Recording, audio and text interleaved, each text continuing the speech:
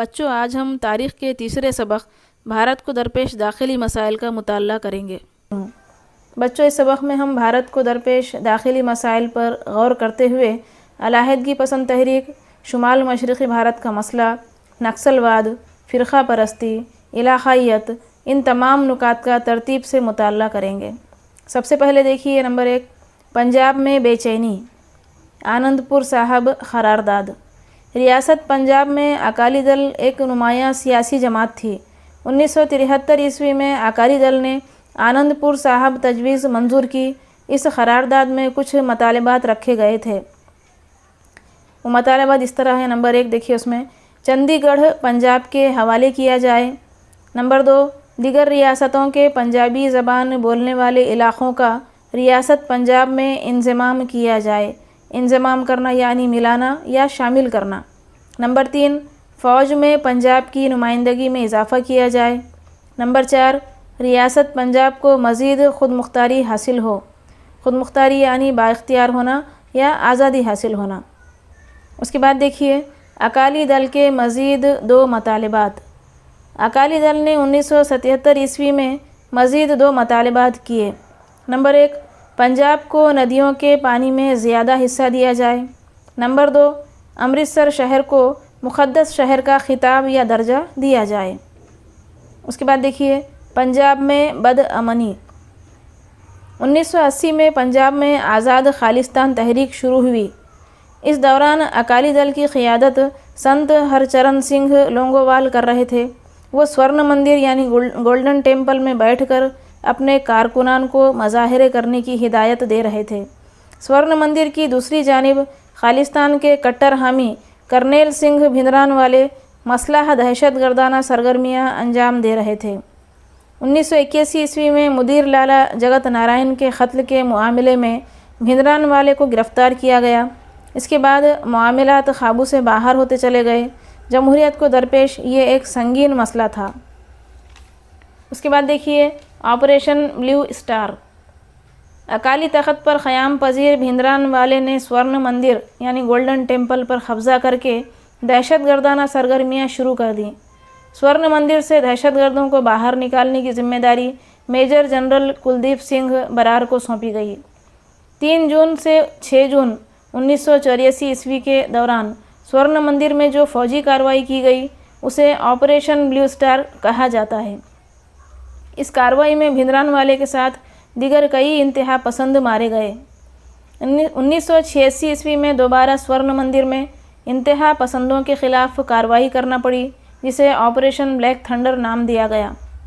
Operation black thunder کارروائی کر کے سورن مندر میں انتہا پسندوں کو مار دیا گیا۔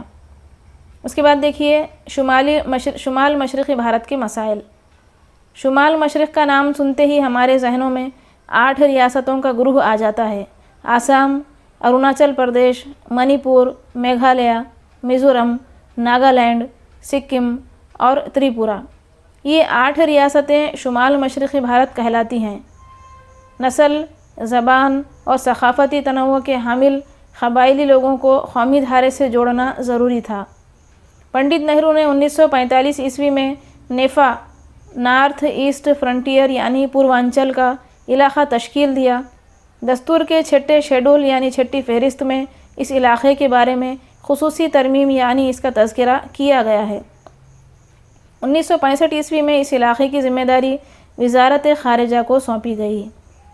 اس کے بعد دیکھیے شمال مشرقی پریشد قانون۔ اب کون سا قانون اس میں نافذ کیا گیا تھا اس کے تعلق سے دیکھنا ہے۔ 1971 کے قانون کے مطابق شمال مشرقی پریشد کا کام مرکزی حکومت کو درج ذیل امور سے متعلق مشورے دینا ہے۔ اس میں نمبر 1 دیکھیے سماجی و معاشی شعبوں میں مساوی مفادات سے متعلق۔ نمبر 2 بین الریاستی نقل و حمل۔ نمبر 3 بجلی اور سیلاب پر کنٹرول۔ اس کے بعد دیکھیے میزورم۔ میزو اکثریتی لوشائی پہاڑیوں کے علاقے میں واقع اضلاع کو حکومت نے انتظامی خود مختاری عطا کی۔ لسانی علاقائیت کمیشن کی تشکیل کے بعد خود مختار میزو ریاست کا مطالبہ شروع ہو گیا۔ 1959 میں میزورم پر قحط پڑا۔ قحط سالی کے زمانے میں لارڈ لینگا نے عام لوگوں کی مدد کی اور 1961 میں میزو نیشنل فرنٹ کی بنیاد ڈالی۔ میزورم عظمیٰ کا مطالبہ کرنے والی اس تنظیم نے 1966 عیسوی میں آزاد میزورم کا اعلان کیا۔ اندرا گاندھی نے سختی سے ان حالات کو سنبھالا اور 1972 عیسوی میں میزو اکثریتی علاقے کو مرکز کے زیر انتظام علاقے کا درجہ دیا۔ 1985 عیسوی میں راجیو گاندھی اور میزو نیشنل فرنٹ کے درمیان مصالحت کے بعد میزورم کو وفاقی ریاست کا درجہ دیا گیا اور لال ڈینگا میزورم کے وزیر اعلیٰ بنے۔ اس کے بعد دیکھیے ناگالینڈ۔ 1946 عیسوی میں چند تعلیم یافتہ ناگا نوجوانوں نے ناگا نیشنل کونسل NNC نامی تنظیم کی بنیاد ڈالی۔ انگامی چھاپو فیزو کی قیادت میں اس تنظیم نے ایک آزاد ملک ناگالینڈ کا مطالبہ کیا۔ 1954 عیسوی میں NNC نے ناگالینڈ کو آزاد ریاست بنانے کا اعلان کر دیا۔ فوجی کارروائی کے بعد NNC اور مرکزی حکومت کے درمیان گفت و شنید کے بعد ناگا اکثریتی علاقے کو مرکز کے زیر انتظام علاقے کا درجہ دیا گیا۔ 1 دسمبر 1963 عیسوی میں کو ناگالینڈ ریاست وجود میں آئی۔ اس کے بعد دیکھیے آسام۔ 1983 عیسوی میں بنگالی زبان بولنے والے اور بنگلہ دیشی مہاجرین کی بالادستی بڑھ گئی تھی۔ اس کے خلاف آل آسام اسٹوڈنٹس یونین اور آسام گن سنگرام پریشد نے تحریک شروع کی۔ 1985 عیسوی میں وزیر اعظم راجیو گاندھی، مرکزی وزیر داخلہ شنکر راؤ چوہان اور آسامی رہنما پرفل کمار مہنتو کے درمیان ایک سمجھوتہ ہوا اور آسام میں دراندازی کرنے والے بنگلہ دیشیوں کو ان کے ملک واپس بھیجنے کا فیصلہ کیا گیا۔ 1986 عیسوی میں اسمبلی کے انتخابات کے بعد مہنتو وزیر اعلیٰ بنے۔ اس کے بعد دیکھیے اروناچل پردیش۔ 1945 عیسوی میں نیفا علاقے کی تشکیل ہوئی تھی۔ اسی کو 1972 عیسوی میں اروناچل پردیش یعنی طلوع ہوتے ہوئے سورج کی سرزمین کہا جانے لگا۔ 20 فروری 1987 عیسوی کو اروناچل کو وفاقی ریاست کا درجہ دیا گیا۔ اس کے بعد دیکھیے شمال مشرقی بھارت کی ترقی۔ 1960 عیسوی سے 2000 عیسوی کے عرصے میں شمال مشرقی بھارت میں جمہوریت قوی تر ہوتی چلی گئی۔ مرکزی حکومت کے مخصوص منصوبے، صنعت کاری اور تعلیم کی وجہ سے یہ علاقہ ترقی کی راہ پر گامزن ہے۔ تو بچوں آج کے لیے اتنا کافی ہے۔